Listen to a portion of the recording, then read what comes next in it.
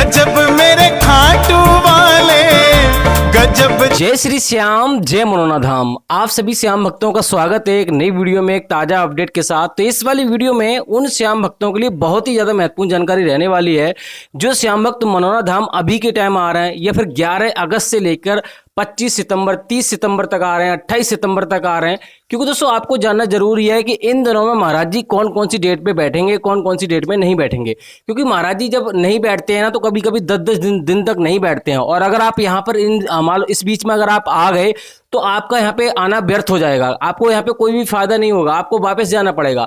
और दोस्तों यहाँ पर इसके साथ साथ ये भी आपको बताएंगे कि किन दिनों में भीड़ ज्यादा रहती है। क्योंकि महाराज जी जब बैठते हैं तो कभी कभी इतनी भीड़ लग जाती है, कभी 14-14 घंटे, कभी कभी 15-15 घंटे, कभी कभी एक दिन भी लग जाता है, तब जाके नंबर आता है। तो आखिर दोस्तों आपको कब यहाँ पर आना है, क्योंकि अभी बरसातों के दिन चल रहे हैं तो आपको और भी समस्याओं का सामना करना पड़ सकता है। तो आपको कब आना चाहिए और कब नहीं आना चाहिए। और दोस्तों यहाँ पे काफी भक्तों का सवाल रहता है, काफी लोगों का सवाल रहता है कि यहाँ पर हम पहली बार में जाएं, ऐसा क्या करें जिससे कि हमारी अर्जी पहली बार में स्वीकार हो जाए। और काफी ये भी जानना चाहते हैं जो पहली बार इस वीडियो को देख रहे हैं, कहीं से मनोना धाम के बारे में उन्होंने सुना है, क्या वास्तव में यहाँ पे चमत्कार होते हैं, क्या एक बार अर्जी लगाने से सारे कष्ट दूर होते हैं। तो सारा कुछ इस वीडियो में आपको बताएंगे, जैसे कि आपको कहाँ पे आपको रुकना है, क्योंकि यहाँ आओगे तो कम से कम 2 दिन का समय आपके पास पर्याप्त होना चाहिए। और अगर आप अपने परिवार के साथ आ रहे हो, बच्चे बुजुर्गों के साथ आ रहे हो, तो कहाँ पे आपको रुकना है, कहाँ पे आपको खाना खाना है। और दोस्तों बहुत सारी महत्वपूर्ण जानकारियां, क्या क्या सावधानियां आपको बरतनी होती हैं। कुछ सावधानियां ऐसी होती हैं जो कि घर से ही आपको करनी होती हैं। तो इन चीज़ों को आपको ध्यान में रखना है कि सारी चीज़ें यहाँ पे फॉलो करोगे तभी आपको फायदा मिलेगा। और दोस्तों यहाँ पे और भी बहुत सारी चीज़ें आपको मैं बताऊंगा, बस आपको करना क्या होगा, वीडियो को शुरू से लेकर एंड तक देखना। अगर आप वीडियो छोड़ के देखोगे, काट काट के देखोगे तो अधूरी जानकारी आपको मिलेगी, फिर आपको समझ में नहीं आएगा। देखो दोस्तों यहाँ आ रहे हो तो अगर आपने मन बना लिया है तो यहां पर आप आ सकते हो, कोई दिक्कत वाली बात नहीं है। लेकिन अगर आपने डॉक्टर इलाज नहीं कराया या आपका डॉक्टर इलाज चल रहा है तो आपको डॉक्टर इलाज बंद नहीं करना है, और नहीं कराया है तो आपको अच्छे से अच्छे डॉक्टर को आपको दिखाना है, यानी कि हर संभव प्रयास आपको करना है।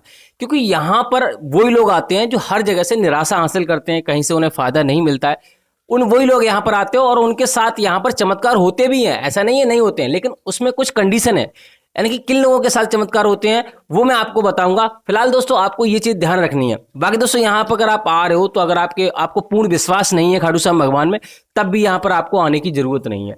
अगर आपको पूर्ण विश्वास है तो आप आइए, बेझिझक आइए, कोई दिक्कत वाली बात नहीं है। दूसरी बात यह है, अगर आप मीट मछली खाते हैं, आपके परिवार में कोई भी ये काम करता है, तो आपको ये चीजें छोड़नी पड़ेगी यहाँ आने से पहले, लगभग 8-10 दिन पहले ही आपको छोड़ देना है।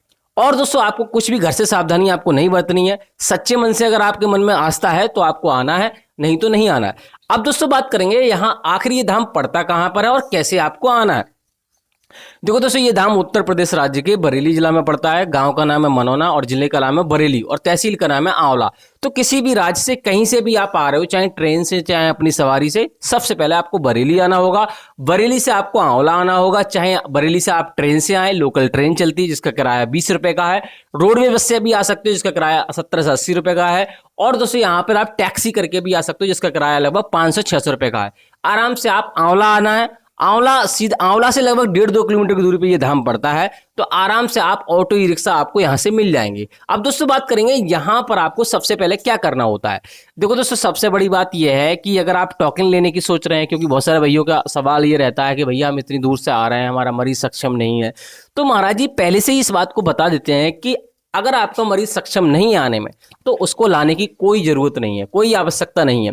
क्योंकि दोस्तों यहाँ पर मान लो आप आओगे, आपका मरीज ज्यादा गंभीर है और यहाँ मान लो लाइन में लगना पड़ गया या फिर धूप में खड़ा होना पड़ गया या कोई और कंडीशन हो गई, डॉक्टर यहाँ नहीं मिल पाया क्योंकि उसका इलाज पहले से चल रहा है, तो यहाँ पर हालत उसकी बिगड़ सकती है।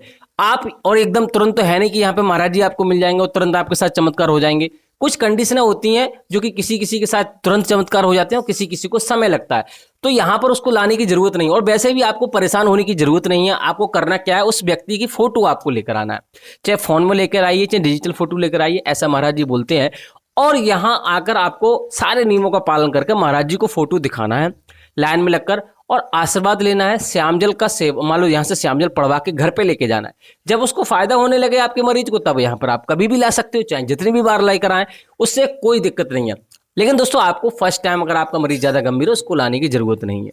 अब दोस्तों बात करेंगे यहाँ पर अगर आप टोकन लेना चाहते हो देखो दोस्तों, आपको ऑनलाइन तो टोकन लेना ही नहीं है, मैं साफ मना कर देता हूं, क्योंकि गलत चीज के लिए मैं कभी भी है आपको नहीं सलाह दूंगा। और दोस्तों मैं चाहता हूं कि आपका पैसा भी बर्बाद ना हो, आपकी जो भी समस्या है वो दूर भी हो जाए।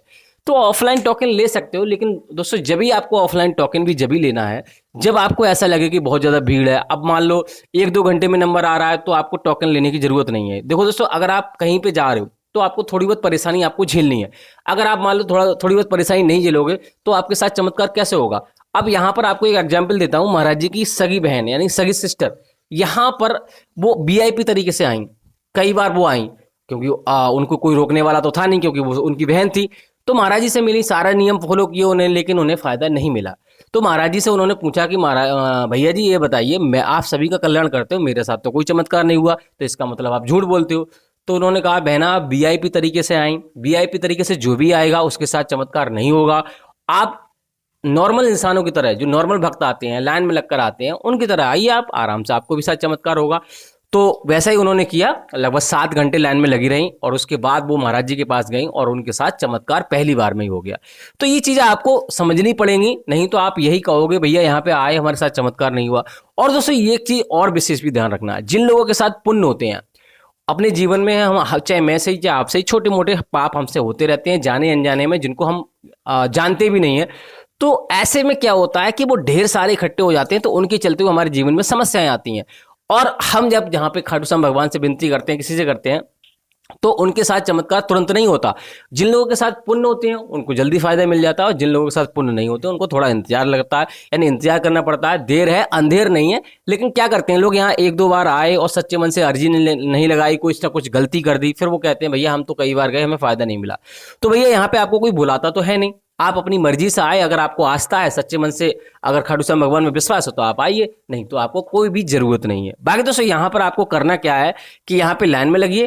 अगर आपको मान लो टोकन मिल जाता है, टोकन लेने के लिए आपको अर्जी फॉर्म खरीदना होता है, जो कि आपको जहाँ से प्रसाद लोगे 51-101 रुपये का प्रसाद है, वहीं से आपको अर्जी फॉर्म मिल जाएगा।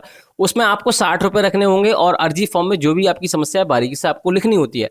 उसके बाद महाराज जी की टोकन वाली लाइन में आपको लग जाना है और वहां जाके आपको बताना है कि भैया ऐसे ऐसे हमारा मरीज ज्यादा गंभीर है और हमें टोकन दे दीजिए। लेकिन ध्यान रखना है कि टोकन हर किसी को नहीं मिलता। जो ज्यादा गंभीर होते हैं, चल नहीं सकते, विकलांग हो गए, ऐसे लोगों को टोकन मिलता है। और टोकन अगर आपको मिल जाता है तो गेट नंबर 1 पे आपको जाना होता है, वहां दरबारी बैठा होता है, वहां आपको बताना होता है और आपको 10 से 15 मिनट में आपका नंबर आ जाएगा, आराम से आपके दर्शन हो जाएंगे। अब दोस्तों बात करेंगे, अगर आपको टोकन नहीं मिलता, अगर आपका मरीज सक्षम नहीं है, तो आप किसी स्वस्थ व्यक्ति को लाइन में लगा दीजिए। जब आपका नंबर आए तब अपने मरीज को आप बुला सकते हो। इस प्रकार से भी आप दर्शन कर सकते हो। लेकिन ध्यान रखना है कि मंदिर के भी दर्शन आपको करने हैं, जरूरी है, महाराज जी के भी दर्शन करने जरूरी है। और मंदिर के पीछे थान बना हुआ, वहां पर भी आपको धागा बांधना है मन्नत के रूप में। तो ये चीजें आपको करनी है, आपके साथ भी चमत्कार जरूर हो जाएगा। और दोस्तों यहाँ से श्याम कुंड जो बना हुआ है, वहां से आप जल लेके घर पे लेके जाना है और घर में आपको छिड़काव करना है। जो लोग मान लो और भी कोई दिक्कत है उनको ऊपर भी छिड़काव कर देना है, उससे भी आपको फायदा मिलेगा।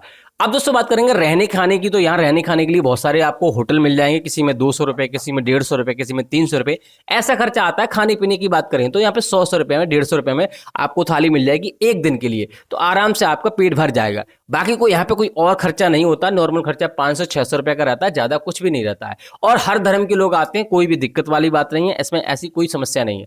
बाकी दोस्तों यहाँ से श्याम जल आप लेके जा रहे हो तो आपको श्याम जल का सेवन सुबह 4:30 बजे से लेकर 11:55 से पहले आपको सेवन कर लेना, और दिन में एक ही बार करना है, कभी भी गैप नहीं करना है। और रास्ते में कहीं पे आपको रुकना नहीं है, सीधे अपने घर जाना है, किसी रिश्तेदारी वगैरह में या फिर किसी तीर्थ स्थान में आपको नहीं जाना है। बात करते हैं महाराज जी कौन कौन से धाम पर बैठते हैं, कौन कौन से धाम पर नहीं बैठते हैं। तो महाराज जी वेडनेसडे, ट्यूसडे, मंगलवार और बुधवार को धाम पर नहीं बैठते हैं, इस दिन आपको नहीं आना है। और अभी के टाइम पे महाराज जी लगातार बैठ रहे हैं। अभी के टाइम आप आ रहे हो तो आराम से आ सकते हो। 25 अगस्त तक आपको महाराज जी धाम पर ही आपको मिल जाएंगे। और उसके बाद अगर आप आ रहे हो, सितंबर में आ रहे हो, उसके लिए आपको डेली हमारी वीडियो आपको देखनी होगी। अभी ऐसा कोई अपडेट नहीं है। 15 अगस्त पर अगर आप आ रहे हो तो उस दिन आपको नहीं आना, महाराज जी आपको धाम पर नहीं मिलेंगे। हो सकता है आशीर्वाद आपको ना दें, महाराज जी आपको धाम पर मिल जाए लेकिन आशीर्वाद ना दें, क्योंकि उस दिन हो सकता है सेलिब्रेशन किया जाए, तो अभी ये कंफर्म नहीं है। लेकिन आप 25 अगस्त तक आप आ रहे हो तो आराम से आ सकते हो, आपको महाराज जी धाम पर ही मिलेंगे। बाकी कुछ और जानना है आपको, कुछ और मान लो इस वीडियो में रह गया है, आप कुछ और जानना है तो आप कमेंट बॉक्स में पूछ सकते हो। फिलहाल दोस्तों इस वाली वीडियो को हम यहीं रोकते हैं, तब तक के लिए जय मनोना धाम, जय खाटू श्याम।